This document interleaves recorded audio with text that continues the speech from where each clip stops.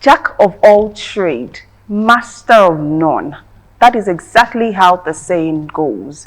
Is that your philosophy of life? Do you believe in that?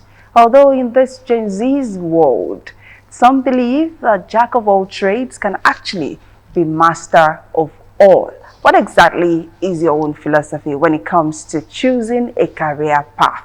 Do you believe having a little bit of knowledge in every career is good? Or do you just think that sticking with one's career and knowing all about that particular career is the best? Whatever your opinion is, Career Talk is here to educate you, to tell you more about the career options that are available.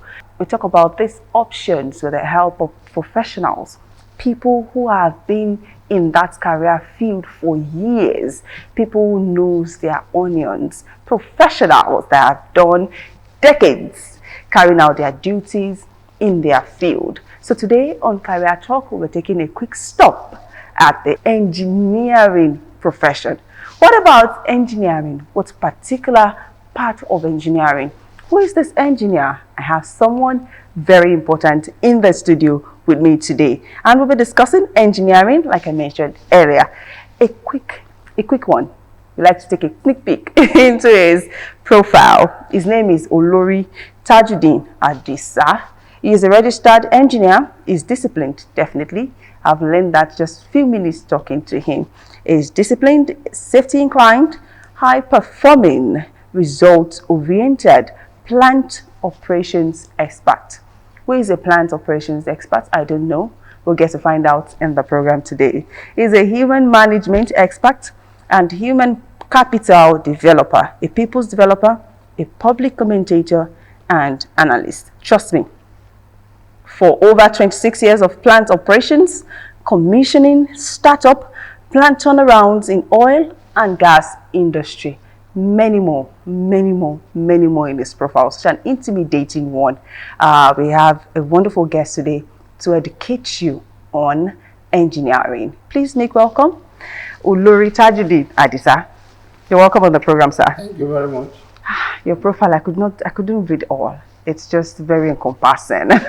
Thank you so much for coming on Career Talk. Thank you very much. So you're an engineer, correct? That's correct. Okay, please take us through your engineering journey, how you attained that height. All right. Thank you very much. When you talk about engineering, you know many fields of engineering. Definitely. I studied mechanical engineering. Wow. And with bias in automobiles. But eventually I found myself in the production sector. When we talk about automobile, it's about engines.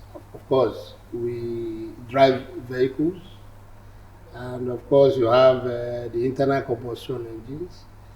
So when you go to the production sector, you are talking about dealing with big engines. So it's still basic engineering basics, and so I did not veer too much off mechanical. Okay. So, you know, to study mechanical engineering, you have to pass through secondary education. Definitely. And you have to do physics, chemistry, biology. You know, in those days, we call it Phychem Bio. And you have to be good in mathematics. So we focused on that one when I was in the school. And thank God I came out brilliantly in flying colors in all those core subjects. And, you know, I come from a very poor background. So to go to the university was a problem.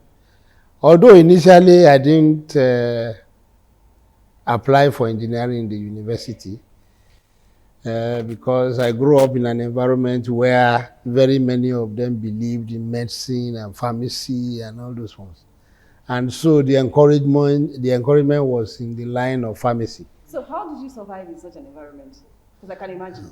No, the pressure was, okay. Can you imagine the pressure?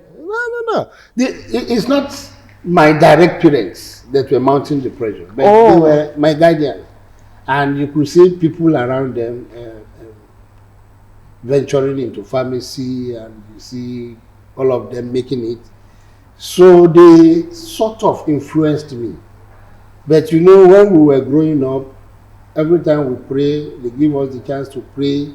I will pray, oh God, let me become an engineer or a lawyer. That was what. Why law? Because I lived in Okeado in Ibadan that time. And in fact, Imale Falafia. If you look at Imale Falafia at that time, you have judges, you have lawyers, and you look at their house, very quiet, beautiful houses. And so they sort of influenced me. But I didn't know where that engineering came from. Because I was just, let me be an engineer or a lawyer. So when I now came back to Abeokuta, it was pharmacy. So I applied for pharmacy in the University of Ife. And that time, my chemistry was withheld for some time, but it was later released anyway, because I had A3 in chemistry. Which is equivalent to what now? Is it B or C? You know, now you have A1, B2, B3. That's Yes. B3. No, That would be B3. no, I think now we have A, we have B. You have A1, B2, B3, C4, Yes. C5. C5, C6. D7. Yes, D7. And We have E. Okay, E8. E8. Then we have F9. Okay, so it was equivalent of B3. B3. So when it was That's still a very eventually, good score. yes, it was. We call it A that time. And you know, I was bragging that time. I will have nothing less than 6 A's. And people were saying, WAEC is not like the one that we do in school. But at the end of the day, I still got my 6 A's. Wow. So when I put in for pharmacy and Ife offered me the admission, money was not there. Those people that were mounting pressure were not ready to give me money to go to school. So that year I had to drop it. Because by the time they released the result, it was already late. So the following year, I had to think. I didn't have money, nobody to help me. It is better I go to the Polytechnic. I can do 2 years and rest. So I was admitted at the Federal Polytechnic, Ilaro, and I went in for mechanical. After, in fact, the Ilaro that I went into, I almost stopped halfway because of money. Because there was no money. The money that time that they asked us to pay was 90 naira. And that 90 naira, I didn't have the money. Could you please equate that 90 naira to now? It is 90 naira. For the sake of we millennials and Gen Zs, what is 90 naira? What is it like now? Is it some 10,000, 20,000, 30,000 naira? There's no way I can equate it. Because it is inflation that made it to look like it's small now. I think it was big because if this is the way to equate it. Okay. When I finished secondary school and I was working, I was collecting 100 naira. 100 naira was the salary. Wow. When I finished higher institution and I started working as a graduate, the salary was 830 naira. The inflation had already set in. If you are employed, level 8, step 2. Okay. 830 naira. Wow. When Babangida came in and increased the salary, he increased it to 1,300 and something. So if you look at it that way, it is inflation that is making it to look like it's a very small money. Of course, it was small because it wasn't enough to buy the black and white television of that time. Okay. Okay. So so I went into the Polytechnic. Which Polytechnic? Second year, Federal Polytechnic, Ilaro. Okay. And second year, I didn't have 90 naira to go back. Fortunately, somebody helped me later. Why are you staying at home? I said, I don't have money. And he said, okay, I'll go and find money for you. And the person gave me the 90 naira. So the 90 naira, when we paid in the school, we protested. And so federal government slashed it down to 45 naira. Lucky you. So I had additional 45 naira. So Federal Polytechnic, mechanical engineering, I came out and tried to work. So, Ilaro, I came out, one problem of accreditation came in. They did not give Ilaro accreditation for HND. And again, I was having some issues with money. Then later, they gave Yabatech accreditation, because that time also, I think mechanical generally, you only had Kaduna and Ilorin. Kaduna Polytechnic, Ilorin Polytechnic. So those were places where they offer mechanical engineering at HND level. So when they gave them that provisional accreditation, it was friends, or let me say area brothers, those ones that I was teaching mathematics. Because very many people used to come to me, Brother Taju, please teach us mathematics, teach us this. And I was happy teaching them. So, why did you not go back to school? No money. No. Why would you say no money? Have you obtained the form? I don't have the money. So one of them went to look for money, gave me, go and take the form. Wow. So I obtained the form and, help here and there.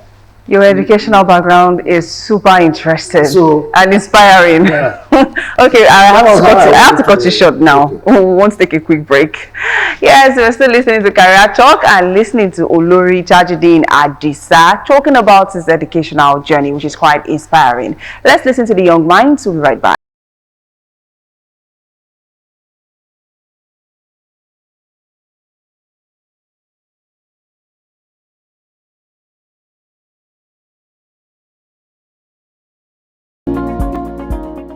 I love to become a lawyer when I grow up, to fight for people right and save people. And I want to become a medical doctor because I want to save life in the nation.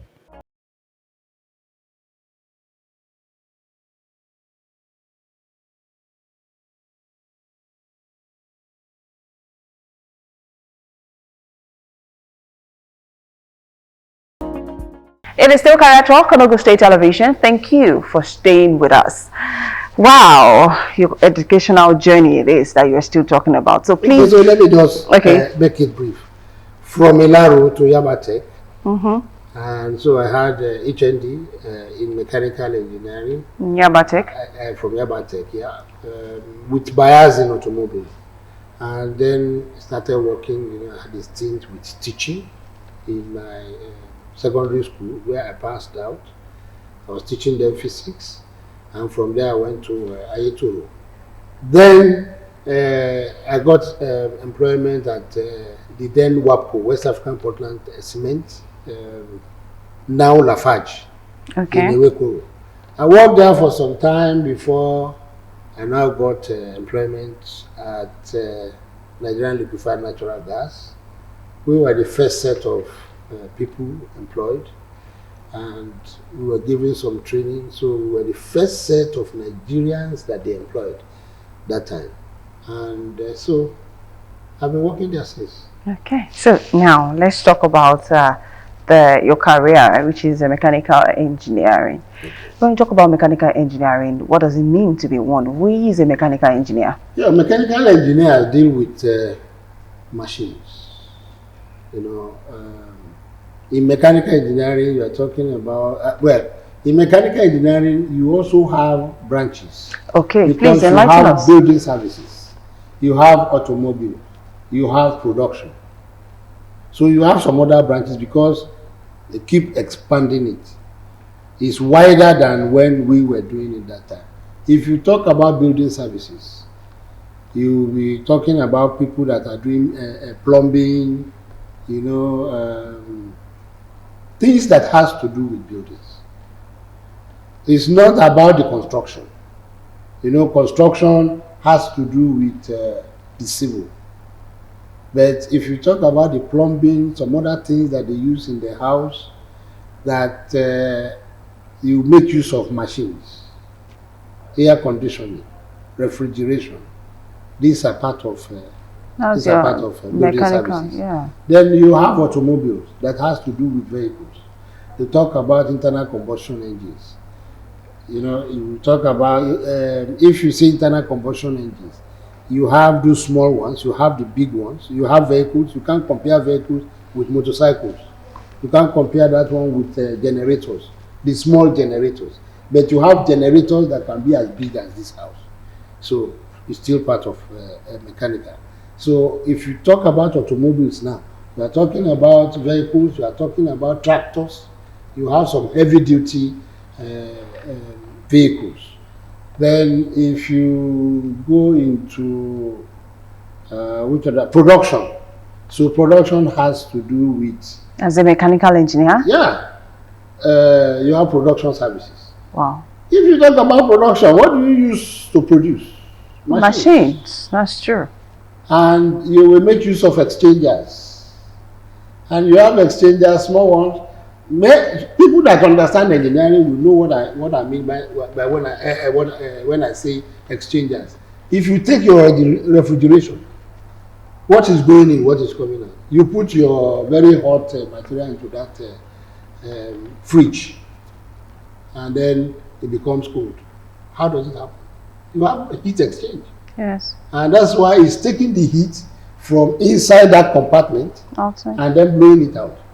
So some things are moving some fluids around to make it to do that job. So mechanical engineering, and in all these branches that I've talked about, has to do with motion. It has to do with machine.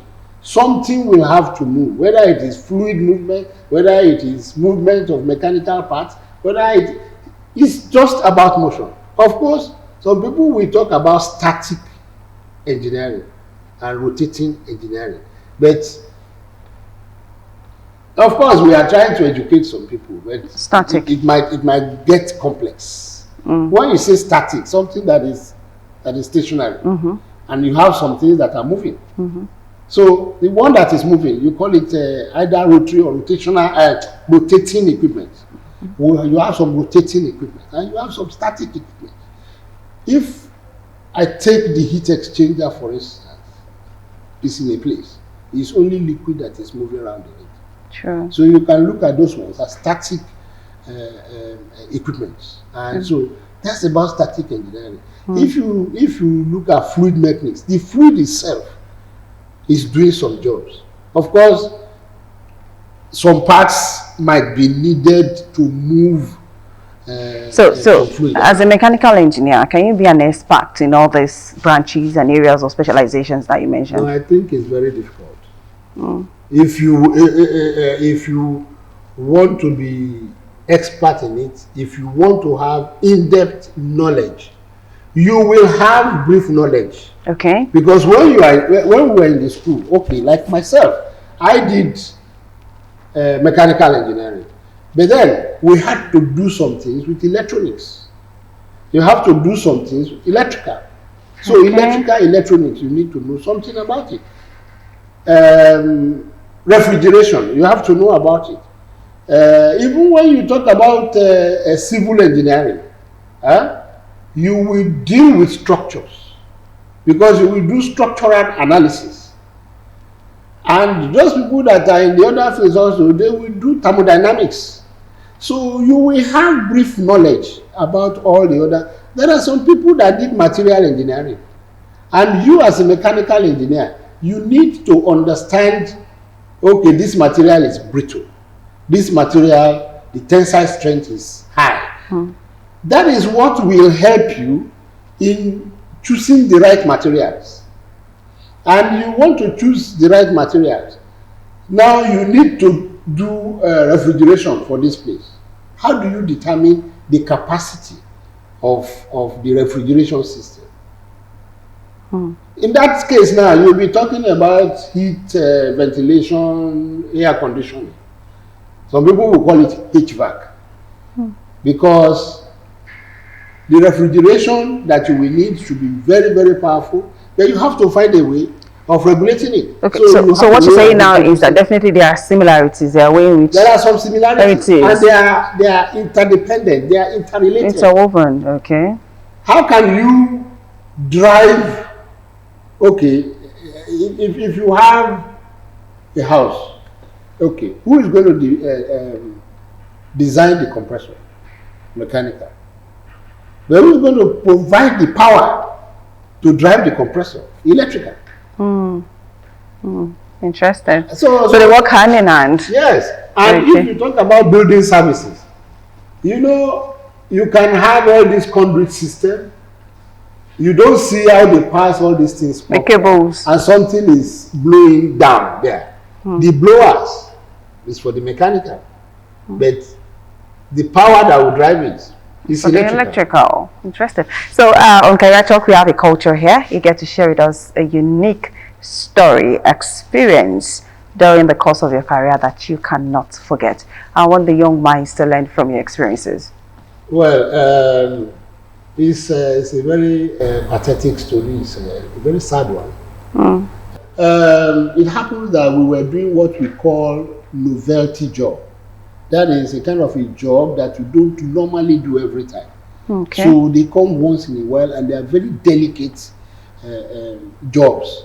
So we had a contractor. We brought the workers in, and it has to do with corrosion coupon cleaning, and they have to pull it out. So there are different positions where you have these probes. At 9 o'clock, at 3 o'clock, at 12 o'clock, at 6 o'clock position. If you look at the clock, you know, that point that you have 12, we'll call it 12 o'clock, because if you have a pipe big like this, something that is up there is at the 12 o'clock position. Definitely. The one that is at the bottom is 6 at the o'clock. 6 o'clock position. So we've done, they have done the 12 o'clock, 3 o'clock, 9 o'clock, now to do the 6 o'clock position. You know, if you are going to have debris, it's going to settle at the bottom. Definitely. And so there is the possibility that when you put something to measure the pressure there, you don't see the pressure. If that side is clogged, and the guy was doing it, but the instruction, procedure says that if you don't see the pressure, turn maybe 2 tons. You don't still see pressure, turn additional 2 tons. You don't see that pressure, 1 ton. And if you don't see that pressure, withdraw it. This guy has exhausted the number of tons, and he didn't see the pressure. And he was saying, no, I don't think there is a pressure here. But the pressure in that line, minimum at any time, 72 bar. And 72 bar will tear people into, if they direct 72 bar at human being, to cut that person into 2. So the guy, somebody was saying, no, there is a pressure there. And let me go downstream and check for you. The guy did not return it, and that was it. Bam! And as the instrument came down, the guy that was down there was slit into 2. Oh my God. I would never want to see that kind of a thing. That metal that dropped under that pressure cut that person from the middle of the head like this and cut it symmetrically up to this point. So they have to trigger alarm, and I have to be the first person to. As I got to that place, I saw that person live cut into 2, the head. So I had to call ambulance because I still saw the leak. It was a big leak, and I have to arrest it. I called members of the first intervention team, and I called for medical assistance. Oh my God. So because the guy was still jacking, and I thought maybe there was still some hope. But before I left that place, they told me that the guy was dead. So engineering has to do with following instruction, making sure that The calculations you pay are right. alerts to safety. If you know that, okay, you are exposed, because for every job that you want to do, you have to carry out what we call job hazard analysis. You must be able to identify the hazards. You must be able to mitigate the hazards. Otherwise, by the time you are trying to test something, somebody can die. And very many people have died in very many industries under this kind of circumstances. Somebody trying to be too adventurous. Thank There you are very limits much. to it. Thank you very much, sir, for sharing that experience with us. I've learned from it, and I hope that the young minds also have learned from that very sad one. Quick one before we go, because time is not on our side. Your advice for the young ones. My advice is engineering is very beautiful, and jobs are guaranteed in engineering. If a company is folding up, the last person that you are going to retrench is the engineer. Otherwise, if you sack the engineer, the other people, what are they going to operate? So it means that you are not producing anymore. So guarantees job, but then you have to be careful when you are in engineering. You don't just gamble. You have to be very sure of what you are doing. If you are in the lab, you can practice some things, but when it comes into practicing, you have to be sure of what you are doing before you venture into it. Thank you very much, sir, for coming on Career Talk. And that was Olori Tajuddin Adisa, and we discussed mechanical engineering at length. Next week promises to be another interesting one on Career Talk, as we will bring in another career option for you. Please stay with us on Ogun State Television. My name is Lara Emmanuel. See you another time.